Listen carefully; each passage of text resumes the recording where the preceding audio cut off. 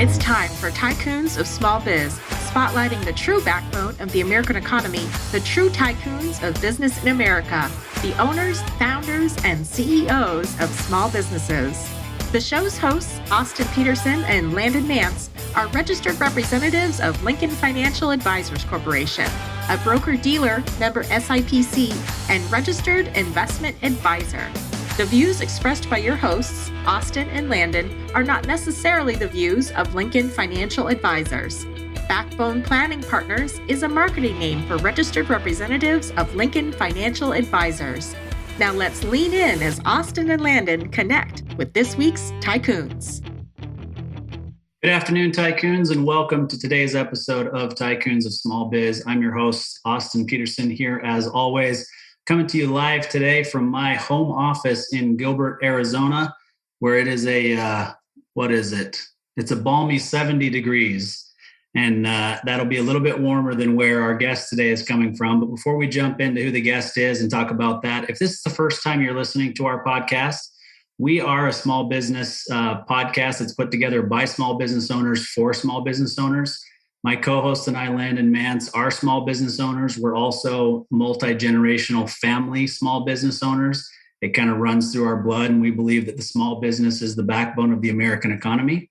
And so about 2 years ago, we're coming up on our 100th episode here pretty soon. About 2 years ago, we started this fledgling podcast to highlight small businesses throughout the country, and specifically their founders and owners that are doing important things, providing jobs and doing whatever they can to help prop up the economy in this country. So with that being said, today we definitely have a tycoon on the show with us today. We've got Chris Rebsamen with Jupiter Sales and Marketing coming to us live from Park City, Utah, otherwise known as the Silicon Slopes. Chris, welcome to the show.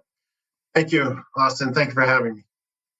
Yeah, we're excited to kind of jump into this. But before we jump into the business side of things and what you do day in and day out at Jupiter Sales, why don't you tell us a little bit about you personally? I know a little bit of your history, and you've transitioned from the East Coast to the West Coast, et cetera. So tell us about your family. Do you have any kids? Are you married? Where did you grow up? What brought you to Park City? What did you study in college? Whatever you'd like us to know about you personally. A loaded question. I grew up in New York, from Huntington. Grew up on Long Island. Spent probably most of my life on Long Island. Currently married, child in University of Utah. We moved then, then we moved up to Saratoga Springs, New York area. We lived there for about 6 years. And then we had an opportunity at the same time. My sister was moving to Park City as well. They had a second home here. Housing crisis hit, and we just decided to get out of New York. I was running a business. It was either buy or get out. We decided to move and pick up, and we gave it about 6 months. We all lived in the same condominium in my sister's house. Kind of interesting with the dogs and the kids and my parents, and tight quarters. We made it work. So my sister is really the reason why I came here. And at the end of the day, I've always wanted to live in a ski town. I've been skiing since I was 5. Grew up skiing in Vermont. I've been doing it. It's always been a big part of my life. I convinced my wife to move out to Park City for about 6 months. And my son was in 4th grade at the time. And honestly, 13 years later, here we are. So grew up in New York, live in Park City, love every moment of it. Love to ski, love the outdoors. Just love the peace and quiet and the tranquility of, being in the mountains and the beauty. This is home. No, that's awesome. I mean, many of our listeners know this, but I grew up outside of Park City. I spent a lot of time in Provo and Salt Lake City. I got a master's degree from BYU, so I've got a lot of ties to Utah. My nephew plays football at the University of Utah right now, and so it's something that I spend a lot of time in Utah for that. But mountains in general. I mean, my wife and I just spent the weekend in Sedona. Mm-hmm. Any chance we have to get out into the mountains and in nature, we're there for sure. Yeah. It's definitely a certain way of life. And it's always, even down in Salt Lake when we have the clouds and the pollution kind of collect around the canyon, we always seem to be just high enough to avoid that. This past summer, we had some of the inversion come up, but it wasn't too bad. Yeah. So it's just, people say that they come to Park City in the summer and stay for the winter. I came for the winter and stayed for the summer, so I'm kind of opposite. Yeah. But it's just from the school systems to the opportunities. We're kind of, Park City is kind of like, I consider it to be almost like the Texas of Utah. It's a melting pot of people from all over the world, all over the country. We've got people from Long Island, we've got people from New York, got people from Florida, Chicago, LA, San Francisco, Northwest. I'm 10 minutes from the base of Park City and, 7 minutes from the base of Deer Valley. I mean, it's really great. And when we want to and really get the skiing on, we head over to Alta and Snowbird. Yeah. Yeah, that's a good point, because I'm a bit biased. I mean, I grew up snowboarding at Brighton, right? Mm-hmm. And some at Snowbird, but Brighton was cheaper. So I spent more time at Brighton. But the skiing is definitely better, like you mentioned, at Alta than Deer Valley or Park City Resort. Yeah. Alta's our favorite. Yeah, for sure. We've been to Brighton, we've been to Solitude, both great mountains. But, when it's just myself and my son, it's Alta. Yeah. Yeah, I don't blame you. And just that area in general, my wife and I and our kids, they're grown now, so they don't spend nearly as much time with us over the summer. But we have our motorhome and we take it up to Utah, and we spend time in, Midway, Deer Creek, reservoir area for most of July, just to get out of the heat here. And again, be right there in that great area of the world that has just miles and miles and miles of hiking trails and mountain biking trails, etc. Yeah. I don't want to hype it too much because we got enough people living here already. Yeah. And it does continue to grow, for sure. It does. So. Oh, absolutely. And there's so much building going on. I don't know where the people are going to come from. Yeah. Well, it's just such a business friendly state, right? And so it's for those reasons that businesses large and small continue to kind of relocate to Utah, and people are moving from all over the country, Washington, Oregon, California, Nevada. Everybody's kind of moving to Utah and enjoying, being there. Now, the winters can get rough. That inversion layer is difficult for guys who struggle with breathing issues the way that I do. But other than that, man, I tell you, it's a great place to live. It is. It's within Utah itself. This is, to me, is kind of home base, just because of, our hobbies and everything else. I've been down to the St. George, I've been to Provo several times. And so I every time I come back, it's just, this is kind of attracts me, from our livelihood right now and what we do. It's just a perfect area. Yeah. Yeah. Never thought I'd say that, but yeah. Yeah. I mean, I tell you, it gets you away from the larger city. It gets you away from the crowds, but it's close enough to the Salt Lake Airport that if you need to go anywhere, you can get there quickly and easily. Mm-hmm. Yeah. There's just been a ton of upswing to it. There's some negatives to it, but there's negatives to everything. It all depends how you look at it. Yeah, for sure. All right. Well, let's jump into the business side. So Jupiter Sales and Marketing. Tell us what it is that you do and what your background was that led you to starting Jupiter Sales and Marketing. I've been in the consumer products industry for 32 years. Done everything from starting at store level, doing store service, into running a company. Jupiter Sales and Marketing just really started by accident. My story is I really took my first year off here for the winter, got my 80 days of skiing in, and really just enjoyed myself. In the interim, Utah has kind of transitioned quite a bit in the last 5-7 years. And when we first moved here, the opportunities just weren't here what they are today. And at the time, in addition to financial crisis, back in New York, back in the core of what was going on, money was not available. And so I just started, Jupiter became kind of like a fractional vice president of sales manager for companies, go out and hire a sales team and, kind of move on to the next company. And it just kept running on that for about 3 or 4 years. And Jupiter was probably too long, but for about 3 years, it was probably more of a hobby than a business. It just paid the bills and just kind of really kept me busy. I mean, my mind was still outside. And, I just couldn't get enough of it because when we first moved here, I mean, we had 700 inches of snow. And then we wound up the following year with 500 and change. And I mean, that's like me sitting behind a desk. It ain't going to happen. Hard to stay focused with that much snow. It was. So probably 5 years into Jupiter, 4 years actually, decided to make it a business. Built out a little bit of a team, really kind of defined our role as not just from a vice president, the fractional term, we run completely, I think, in my eyes, and we run differently. We're a very mature company these days, but after 5 years, I started to make it a business, and this is what I wanted to do. I did enjoy working for myself. I worked for myself in the previous position, and I just wanted to excel in the consumers. But it took time to kind of build. We worked with various companies. We work with currently and have worked with Fortune 500 companies all the way from startup. So we go from startup to Fortune 500 companies.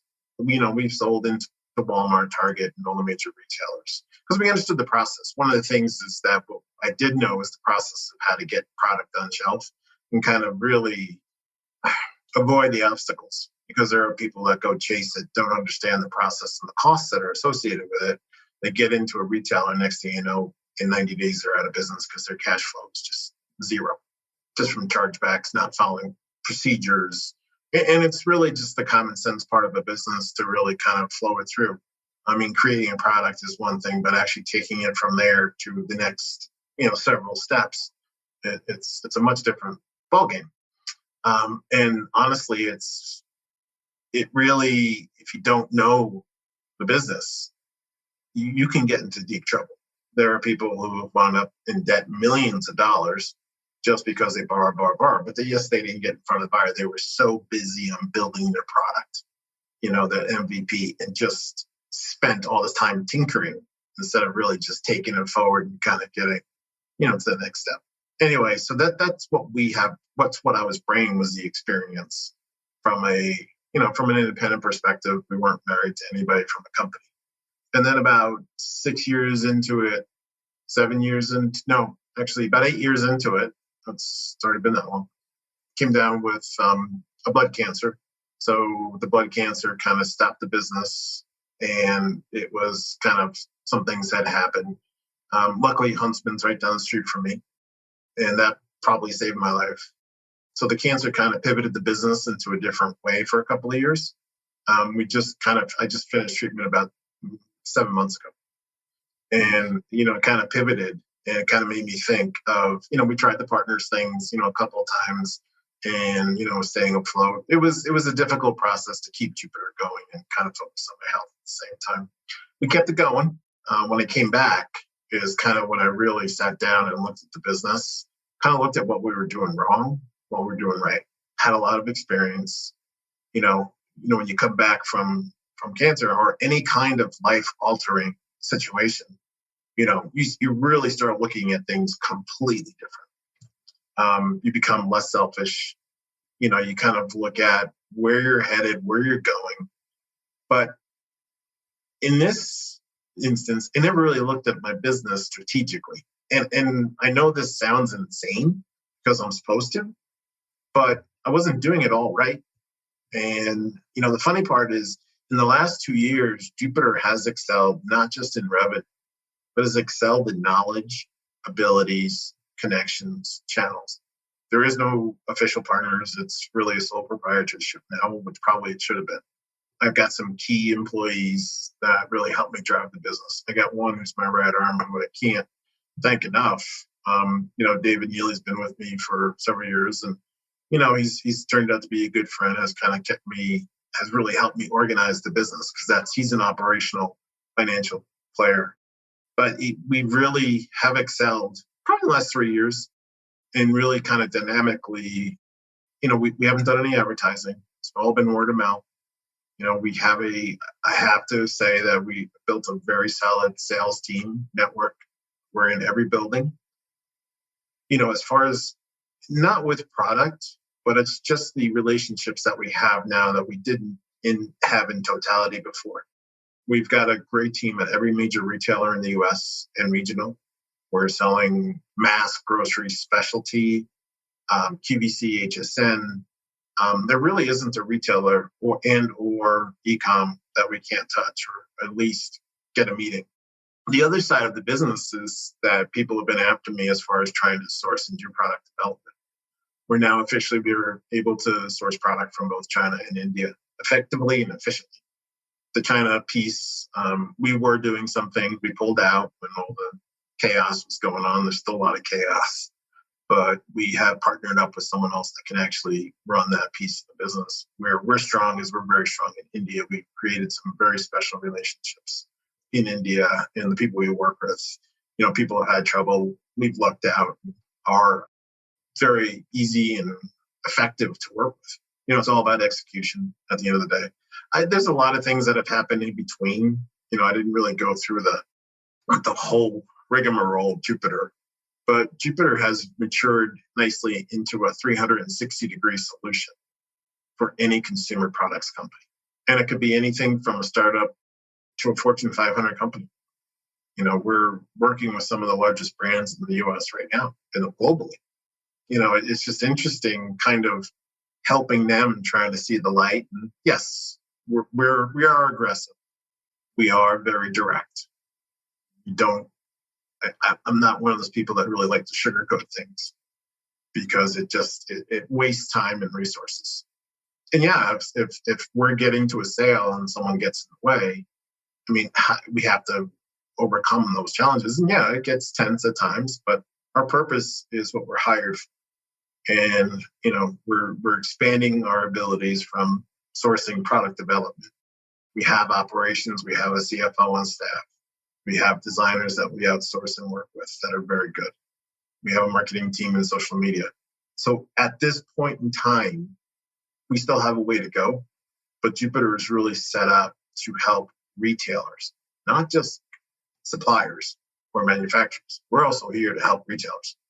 And what does that really mean? A retailer today is working with a random number, 50% of the staff that they have. We'll take Walmart. The more you do for the buyer from a design, speccing out, gap analysis, SWOT analysis, price, variabilities in the market, the more you do for them, the more they're going to lean on you in the future. And there are people that are out there doing it. There's large rep firms and everything else, but we're doing it. I feel we're doing it differently. We're doing it more strategically. We're not just throwing products against the wall. Yeah, sometimes you do just to see if you can get a kind of some feedback on direction of where a buyer sits. But, comes down to numbers now. The buyer ROI is now to the square inch instead of the square foot. Every centimeter of that shelf space has to be performing or you're out. Retailers in grocery, they'll give you 6 months. You don't perform in 6 months, you're out. Retailers will give you a year. If you don't register in a year, you're out. That's just the fact of the business. Each retailer works the same. I don't care if it's grocery, mass. I'll argue that fact all day long. The numbers, yeah, they don't shake out the same. But at the end of the day, you still need, after EBITDA, you still have to work on that 7 to 10%, right? So a retail is retail. Companies to me get very hung up on the grocery. You have to have grocery experience. You have to have mass experience. I understand that you need to know how the operations of that particular retail works. But one of the things that we bring, and so because of being so diversified, we understand each of the channels, we work with each of the retailers, and we understand the process. Can help companies avoid the nightmare and the costs.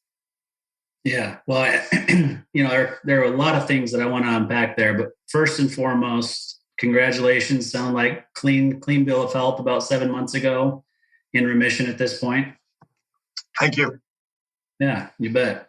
So before I unpack some of the things that you went through from a business standpoint, and I think there are plenty of things to talk about there, You mentioned how it kind of changes your outlook on life when something big like this happens, right? Whether it's cancer or anything else. So I'm going to put you on the spot and say, what was the one big thing that came out of that for you as a new way to look at life going forward?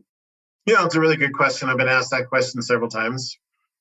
And honestly, it was just to look at life a lot differently, be thankful for what I have.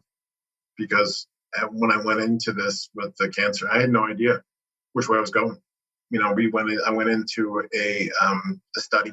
I went to a non-FDA study that Huntsman just happened to be working on. I had no idea what I was getting into. So when I got out of it, and it takes a while to get rid of for people that have been through chemo and everything, they can attest that it takes time to kind of get the head back in. Chemo brain is a real thing. And I had it for an extended period. And I can tell you one thing dynamically from our business is I looked at it and I really said to myself, which I probably shouldn't repeat on radio, but I really said to myself, what are you doing? What is your purpose? What is the why behind this business? What is your process? It's not just about latching on to a company and then taking that company and just drive sales. We have so much more to offer as a business. And I saw the market is changing as we speak. You see the people resignate, they call it the grand resignation or whatever. But people like us are hard to find. You can go out and hire a dedicated employee, but people that can actually handle the minutia, that can handle the process, cross channels, cross products. Honestly, it's hard to find, with our experience. David was ran one of the largest nutraceutical companies in globally. He worked in Europe. It's just the knowledge. And one of the kind of taking a step, we also worked in a incubator here called Pando Labs. And Pando Labs is an incubator for entrepreneurs. That was a great learning experience. We got to work with VC, private equity firms and understand, that side of the business. And it wasn't that we had to go through class. It was just basic understanding of how a business works financially, and then working at, operationally to sales and the cost of sales and understanding the integral parts of the mechanical side of how a business works. One of the things best job I had was when I was at Quadrant working, running the company. That was the best MBA anybody could get. I could go to Harvard and get an MBA and be really book smart. But man, taking a small business, medium-sized business, being the landlord, being HR, being in charge of benefits, negotiating with suppliers, building out. We did everything and we rebuilt that thing. You don't learn that on the street. You don't learn that in school.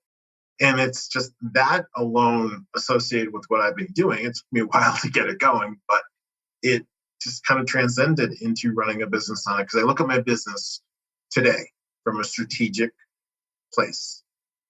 We look at it. What can we do? How effective can we be? Operationally, does this make sense? Can the team handle the extra business, the extra load? Because in addition to what we're doing, we're also ramping up some of our own products too. We're developing some of our own products. We've got that going on. So it's almost like a shell game, and it's interesting. So we're running on all cylinders, but we get it done. We're efficient. We don't have a big staff. We get things done because we know how to. It's just experience. The last thing I can say to that is, running a small business, and I'm sure you can attest to this, Austin. Running a small business is harder than running a large business. I worked for a large company. What I'm doing right now is much more difficult than when I was, a senior sales executive for a major company. Yeah, no, I've been there too. I've been in management roles with large organizations, and I agree with you. The resources that you have at your fingertips in a large organization and all the different layers of people who do all the different things compared to you having to wear way more than one hat as a business owner, it's not for the faint of heart, for sure. It's true. So, yeah. And I'll tell you, one other thing that you mentioned there with the MBA. So I do have an MBA, and it's not that it's not that I didn't learn things in the business, in the MBA program at business school, because I did. I mean, there were some things that I learned along the way. Yeah.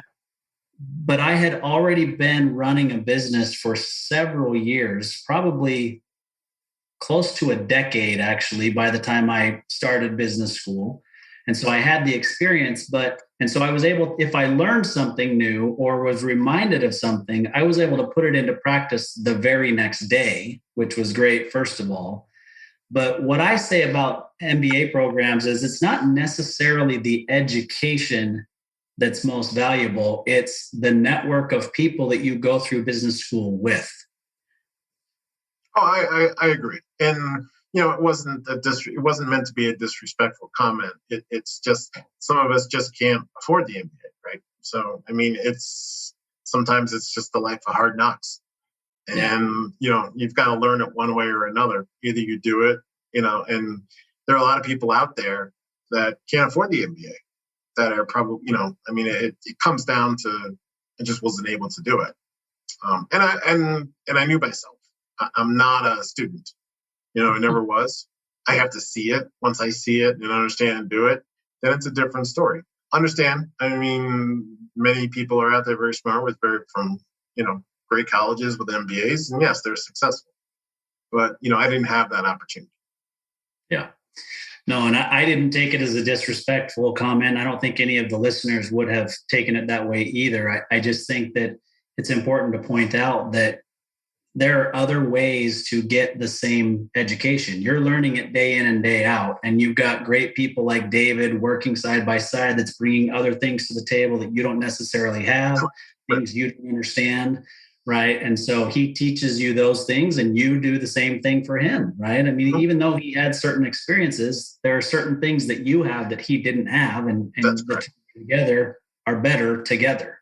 Yep, and he can put up with me on top of it. That's right. So, so let's talk a little bit more about the retail supplier relationship, because I think you hit something that's big there that a lot of people don't really take into account, right? Probably one of the top reasons, if not the top reason that you guys are finding success, is that you've figured out that you've got to balance the supplier side and the retailer side. And by making the retail buyer's job easier, you then get responses, right? They call you back, they respond to your emails, they look at your products, as opposed to somebody who's sending them, because they're receiving hundreds of products pitches a week, if not more, to get through. But they know that when it comes from Jupiter, okay, we should take a look because they've done their homework. It's likely a good product. It's likely something that fits with us. Let's take a look. Yeah, I mean, it's also part of the team. It's the extension of the guys that are on the ground and girls that are, I couldn't do it without them. There are a number of people I work with right now that are the salespeople that are just phenomenal. It's not just all Jupiter. They're part of the team as well. Jupiter's more on the front side. We're also on the back of the curtain, helping the organization, preparing that. It's kind of funny when there's that connection, and you're absolutely right, from supplier to retailer. A lot of suppliers feel that the cost of having a sales team or an operations team in hand is just taking away from their bottom line. That is completely false. They add to the bottom line. Is there a cost of sales? There always is, and there always will be, whether you do it or I do it. But, it's kind of like taking the shortcut, from point A to point B, instead of taking the long road. You can take Route 66 to go across the country, or Route 80. You want to be on the highway. You want to be on the interstate. That's kind of a way to kind of an analogy that kind of need to think about that. And we actually save our suppliers money when they really think about it. Because to your point, I mean, they listen to our team, myself, and then our sales team that are actually effectively working with the big lots, the Walmarts of the world. They're listening because these teams are well respected. I try to be as we are, but we insert ourselves into the organization. So and then we just kind of bring it out to our team. We streamline operations, if that makes sense as well. And a lot of people don't realize that there's a cost of operations, and you can keep spinning your wheels. And it goes back to how people wind up in the debt situation they're in. Yeah. Would you say it's fair to say that that's really what's most important to a retail buyer, is that you make their job easy? Oh, completely. 100%. Yeah. 100%. You got to be value add. The buyer's not going to deal with you if you don't add value. Yeah. They know that there's commission built into the cost of goods or cost of sales. You're getting paid something. You've got they know that. But if you don't provide an efficient value add, they're not going to deal with it. Yeah. It's just that simple. Yeah. All right. So there are a lot of things I want to dive into: differences in categories, overall market changes, what the future looks like, what supply chain issues have been like for you guys and for retailers and suppliers in general. But let's take a quick break. We will hear a call to action for our audience, and then we'll come back and talk some more about that. Thank you. Hey there, Tycoons. Austin Peterson here, co-host of Tycoons of Small Biz. If you think you have what it takes to be considered a tycoon and you're wondering how you could become a featured guest, please follow and then message us at Tycoons of Small Biz on LinkedIn. We'd love to have a conversation with you to see if it is a mutually good fit, and if so, we'll get you scheduled for an interview. If you're unsure about being a guest on our podcast, but are contemplating selling your business over the next few years and you'd like to know what your business is worth, please also follow us and then message us on LinkedIn for your no-obligation, informal valuation of your business. We look forward to hearing from you, and thanks for listening to the Tycoons of Small Biz podcast. And now, back to today's program. All right, welcome back, Tycoons. Austin Peterson here, co-host of Tycoons of Small Biz. We've got Chris Rebsamen with Jupiter Sales and Marketing on the show with us today, and we've already unpacked so many things, Chris, but first of all, if our listeners are watching this on video on YouTube, Chris went ahead and picked up his New York Yankees cup during that break and made sure he took a drink of that and that the Yankees logo was showing, since I've got my Red Sox gear behind me here the whole time. So don't think I missed that, Chris. All goes back to Babe Ruth. I'll tell you what, though. So I am a Red Sox fan, but I don't know if we talked about this in the prequel at all or not, but I'm a baseball fan first and foremost. I just love baseball. I will watch a baseball game anytime, anywhere. I've actually got a picture right over here on the wall. There's a picture of Mickey Mantle. There's the 51 World Series with the Yankees and the Dodgers. I'm a big sports memorabilia guy, but baseball is my number one. I would literally watch a game anytime, anywhere. Yeah, no, I grew up with baseball. I was a Yankee fan. Been a Yankee fan forever. I was always in New York City. Ranger, Yankee, Giants. We'll leave that one alone. But Knicks. Yeah, I've been a Yankee Stadium, not the new one. The game has kind of changed a lot. And once we moved here, I kind of lost touch. We don't always get every Yankee game, but I still try to stay on top of it as best as I can. Yeah, for sure. And so I actually haven't been to the new Yankee Stadium either. On my 30th birthday, so I'll go ahead and date myself, I was in New York and I caught an afternoon game, Yankees-Orioles, at the old Yankee Stadium, but it happened to be the day that they broke ground on the new Yankee Stadium. Oh, okay. Yeah. So, about 15, 16 years ago, I was there on that day. And then, of course, it was my 30th birthday. This is an indication of how good of a wife I have. So friend and I, we took the red eye to New York, saw that afternoon Yankees-Orioles game. And then we took the train up to Boston, and the next day saw Yankees-Red Sox at Fenway. And then we flew that afternoon to Chicago and saw Cubs-Cardinals at Wrigley. Nice. So very nice. Yeah. The big three stadiums all on successive days, it was great. I was dead when we got home, but it was awesome. Yeah, I'm sure. Yeah. No, Fenway Park is beautiful. Yeah.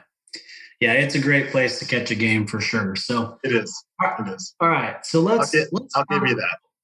Sorry, go ahead, Chris. I said I'll give you that. I'll give you Fenway.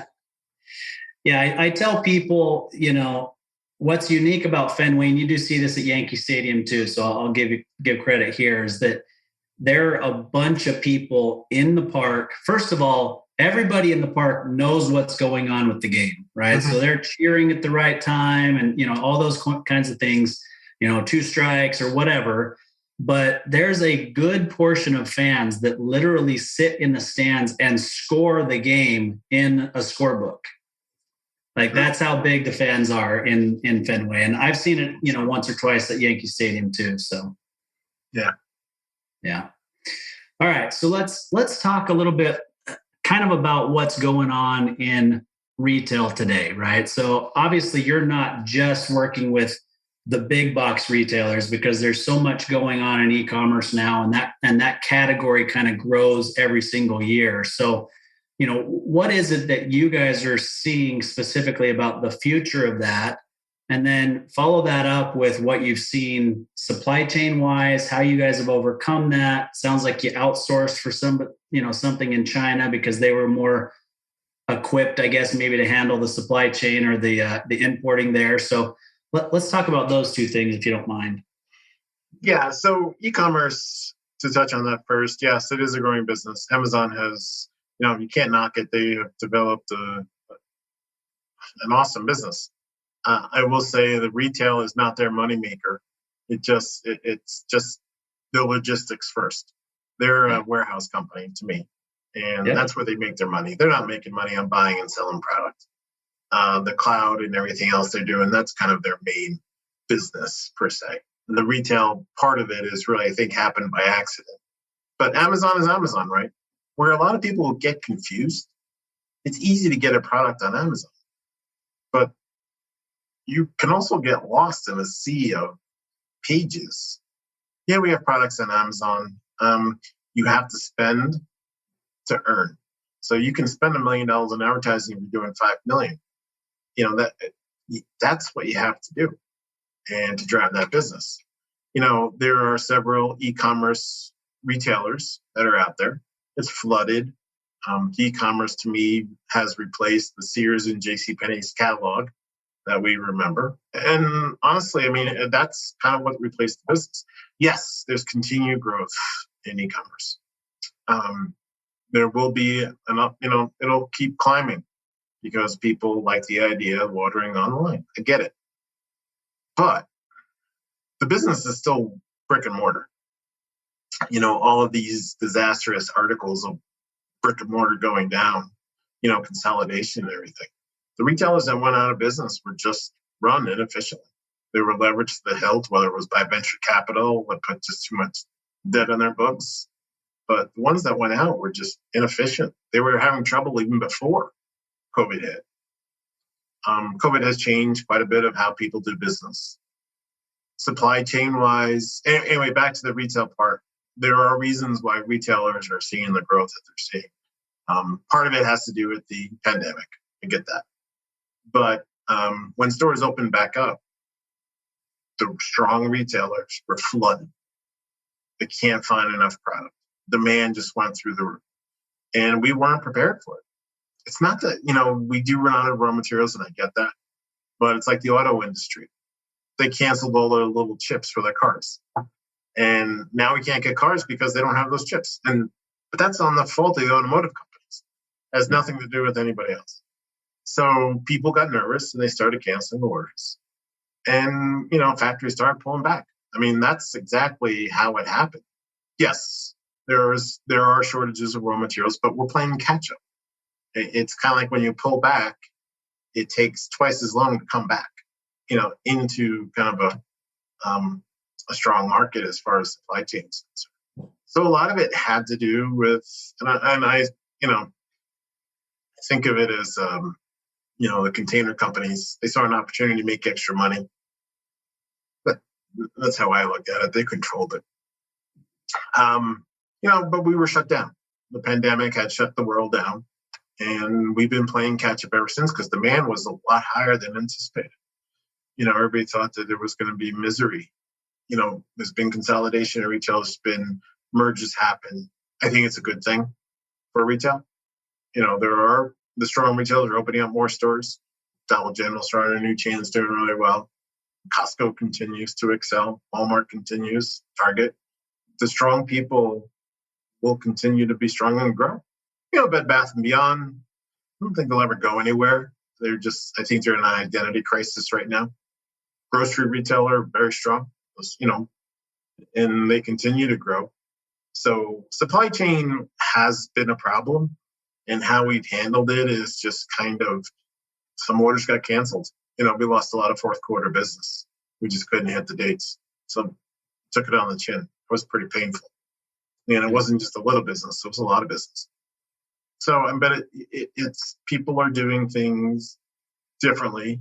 They're ordering further out. Even the off-price retailers like TJ Maxx, Ross, they used to order just-in-time inventory of what was sitting around. Now they're starting to plan out. So the business is changing because there aren't any goods just sitting around anymore. From time to time, don't get me wrong, there is when there was a bad run or someone canceled. So that always happens. The big thing that the pandemic really did is taught businesses how to run leaner and how to run more efficiently. The companies that could adapt doing really well. Companies that haven't, it's another problem.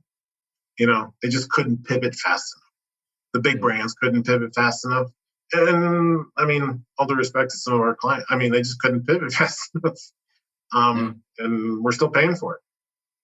And the ones that have are gaining market share. So in the food industry, in particular, what has happened is in the grocery is the bigger boys just couldn't, because of the layers we were talking about before, they have to get signed off on every step of the way. Where someone who's a, $5-10 million company who has maybe 2 layers versus 100, they could pivot. They took the market share. They took the shelf space because they could react faster. Yeah. So you got to be able to move faster in today's market. Yeah, for sure. And I think that's an excellent point. That the businesses that understood that they could run leaner than they were running before, and if they needed to, depending on what it is that they did, is as far as the product that they sold or products or the services that they provided, and how they needed to pivot based on what was going on, right? I think just in my industry, I used Zoom and WebEx before the pandemic hit, but so many of the people in my same industry had never used it. They were so used to driving to see somebody or having their clients come into their office, and they didn't know what to do. They weren't sure how to continue to stay in contact with their clients and to do things differently. And so you're right. It's about being willing and able to adapt for sure. In our business, it's a little bit different, versus the financial services or an online, for hardware and things of that nature. You can do more of it virtually. Where we get stuck is when we go through what we'll call product line reviews. So at a retailer, product line review could be, let's just call it beverages, just for sake of argument. A lot of retailers have a miniature store in their buying offices. So they actually can visually see what the planogram looks like. We're a big touch and feel business. And when you can't touch and feel sometimes, that is probably our biggest hurdle that we have to overcome. And sometimes that's hard because doing a line review on this way, it is difficult. It is. And we've been pretty successful at it by sending samples and try to allocating resources to do that.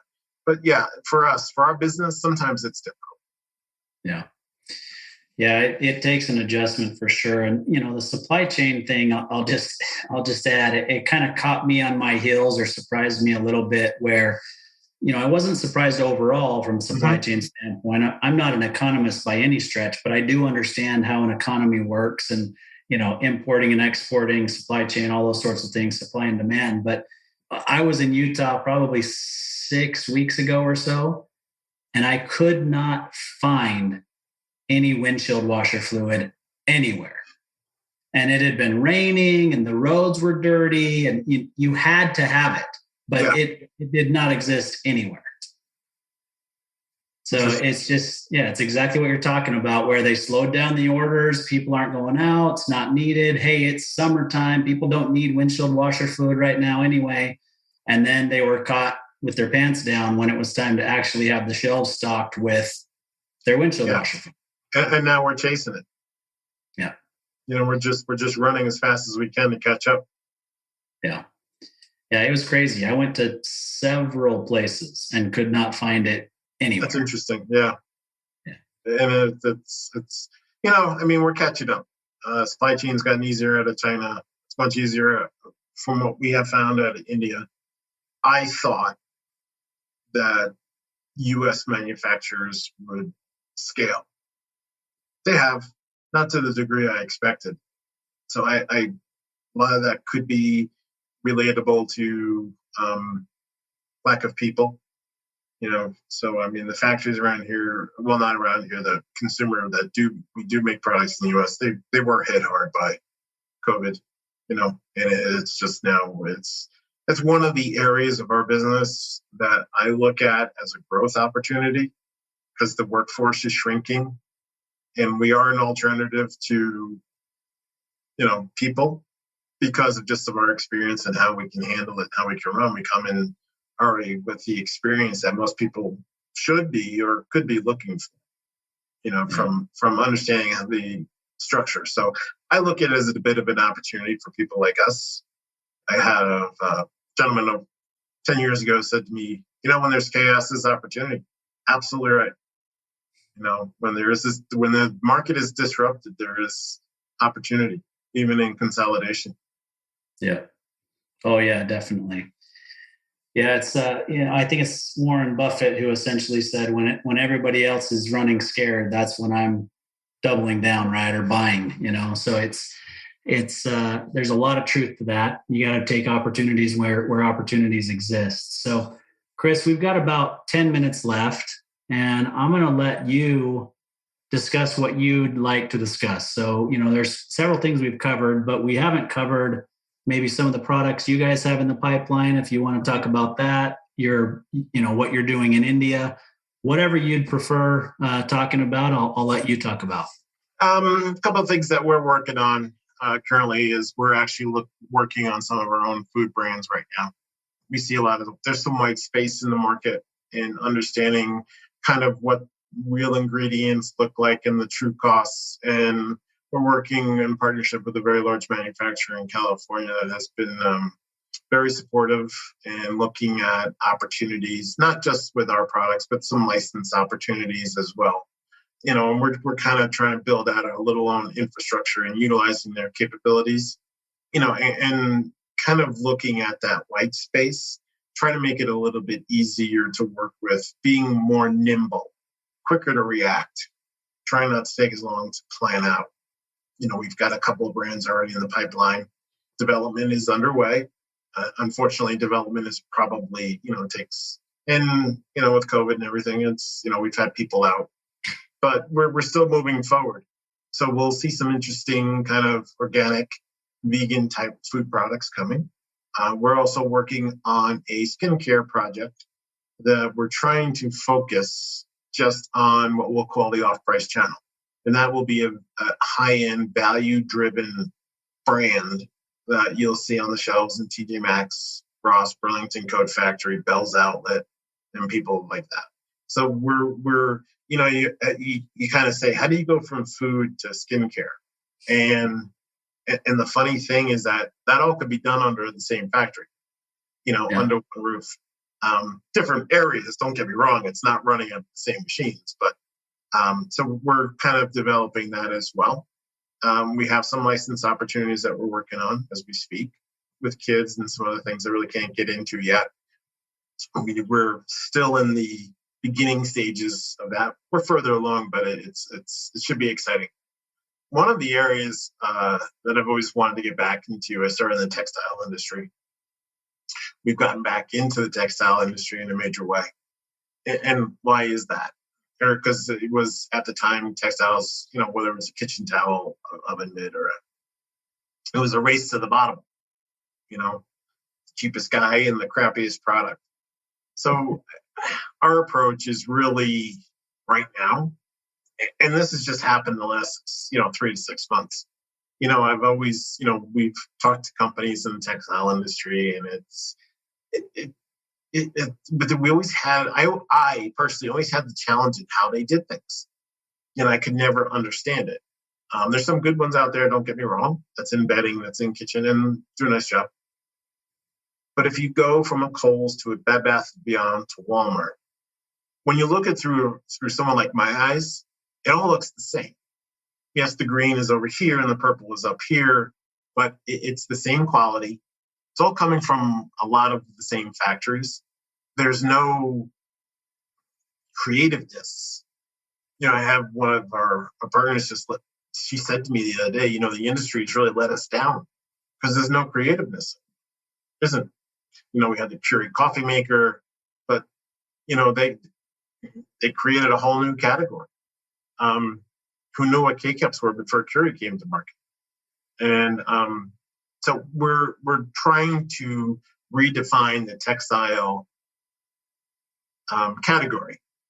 And yes, that sounds like taking on, trying to climb Mount Everest. And it probably is. But we're taking smaller bites.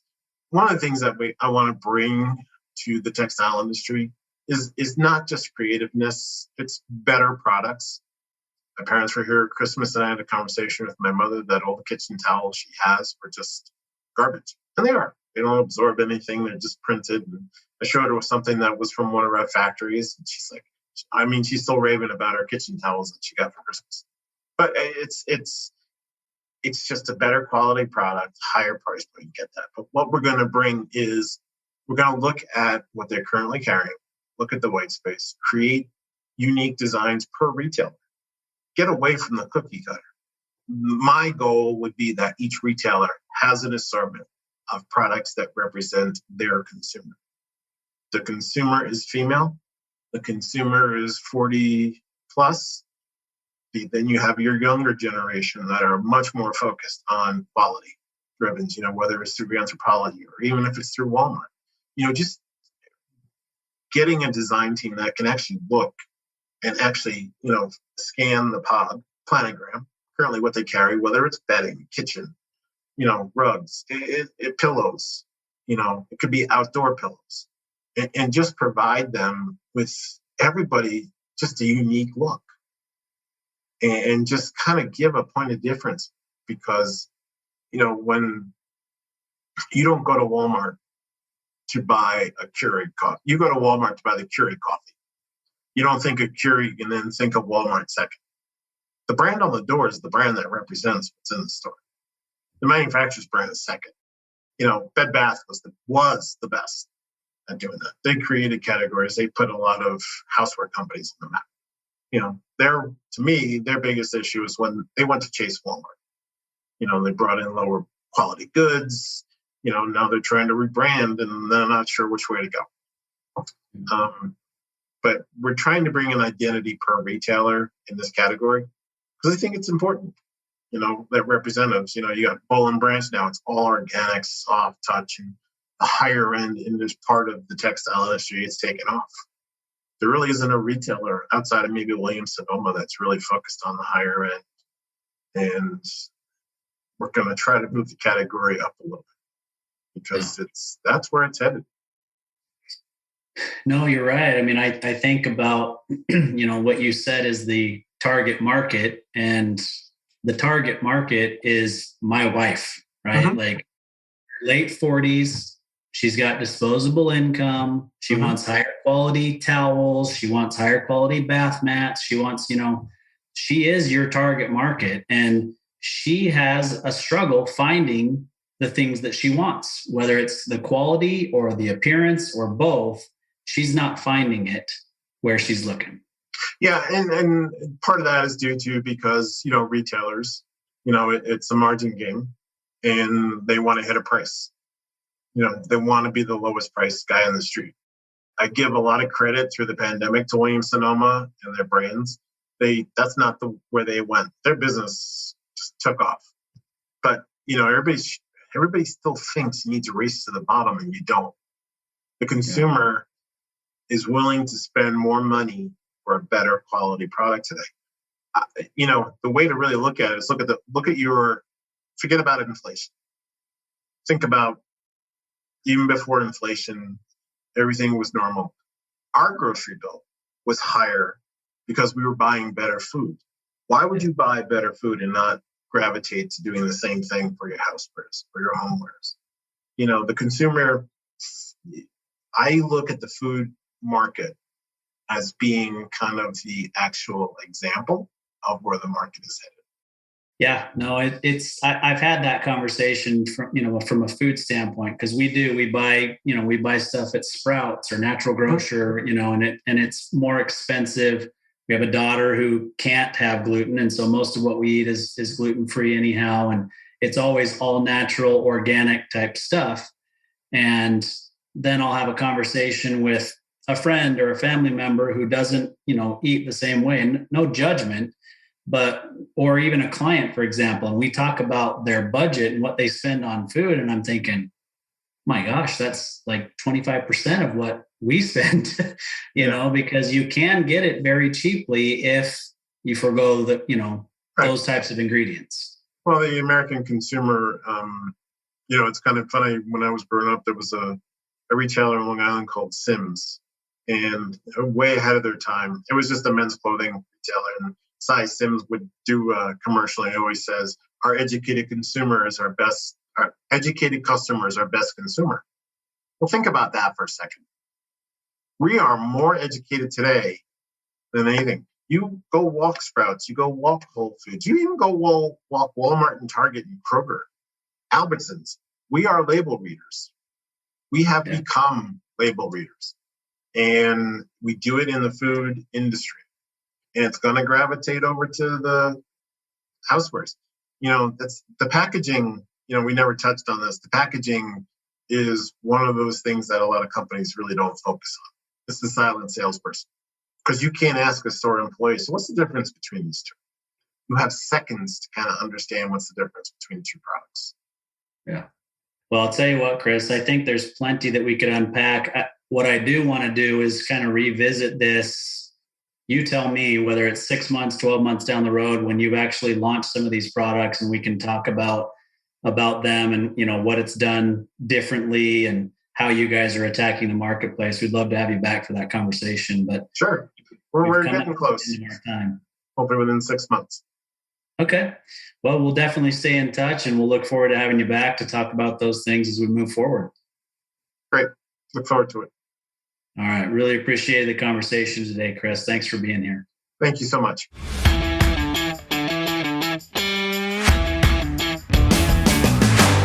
You've been listening to Tycoons of Small Biz, proudly hosted by Austin Peterson and Landon Mance.